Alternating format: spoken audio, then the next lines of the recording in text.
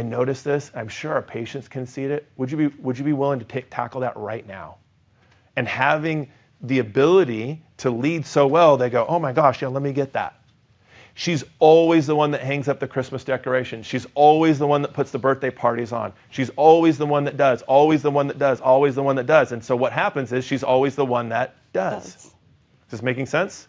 Communication is missing to create the expectation that, hey, this is what we're going to do for birthdays now. And having an announcement. This is what we're going to do for hallways. And leading that and taking the hat off and putting the hat on where you say, I'm a leader in this moment. Is this making sense, guys? Mm-hmm. Say yes. Yes. Yes. All right. Awesome. You want to add anything to the heroes? Not to that one. Leaders I'm ready are to heroes. go with leadership. All right. Here we go. 5 levels of leadership. All right. So if you've read any of the Maxwell books, you may have been exposed to this, and maybe some of you I've worked with this one-on-one, but it's important to understand that leadership is influence. And so as we go to this slide, thank you, Eric, we have these different levels, and it's important to know not just where you're at personally, but where you're at with each individual team member that you have. Know that the bottom level position, you're the doctor, you're the owner. You get that. You get that level just by checking the box and paying them a paycheck. You do nothing else. You are the owner. So you're automatically here. The challenge is climbing this particular pyramid and making sure Eric has spoken to relationships over and over. Building a relationship and knowing your team members allows you to influence them positively.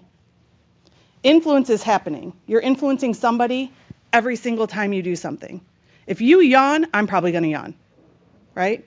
Please don't yawn. This is an exciting, exciting room, right?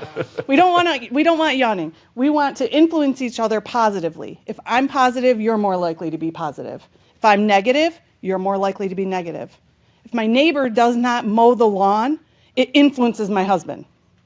He's out there mowing the lawn going, getting mad because the neighbor's lawn looks terrible. Can I add something to this real quickly? Yes, please. So I had a doctor tell me, I'm so tired of my team not paying attention during the team meetings, Eric. They're not paying attention. I said, all right, I'm going to watch to see what's happening.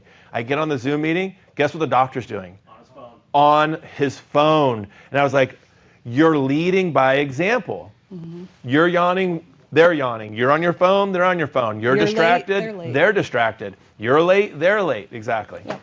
So that influence is extremely powerful. When you have a relationship, you can connect with your team member and know exactly what's going on with them from a personal level. Not too much, but enough to be able to understand where they're coming from. The next level is going to be results. You are good clinicians. Being able to prove that you can do what needs to happen. Eric mentioned sweeping the floor.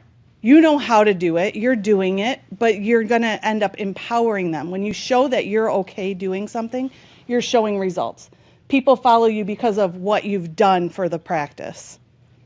They know that you can do it too. As an office manager, we work through this as well as integrators. I don't sit in an office and just say, you guys go do everything. I know how they need to do things. I have been on the floor, I have assisted, I have sat at the front desk. I know how to answer the phone myself. And you're going to jump in when someone's out sick, and you're going to lead by example. Yep. When you have an office manager or somebody who's not on the floor, if you want to call it that, they're less likely to have the ability to get to this position level with their team. And are they willing to? Like if the greeter's out sick, they're going to go sit up front. If the treatment coordinator's out, they're going to go be the patient coordinator that day. Correct. Yeah. Then we get to people development. Are you pouring into your team members? Are they allowing you to help them to be the best assistant, hygienist, administrative team member? So reproduction, people follow you because of what you've done for them. Are you helping them to grow? And then we get to this amazing level where all of a sudden you have respect. They will do anything for you because you've done all of the things to help empower them. So this is the ladder or the pyramid of influence by John Maxwell.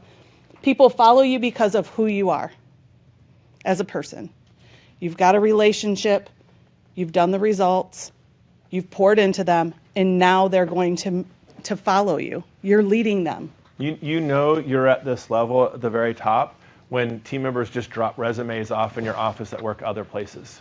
Because they've heard so many great things about you, they can't wait for you to have an opening to come work for you. That's when you know you're at that level, because the word on the street is, this is the place to work.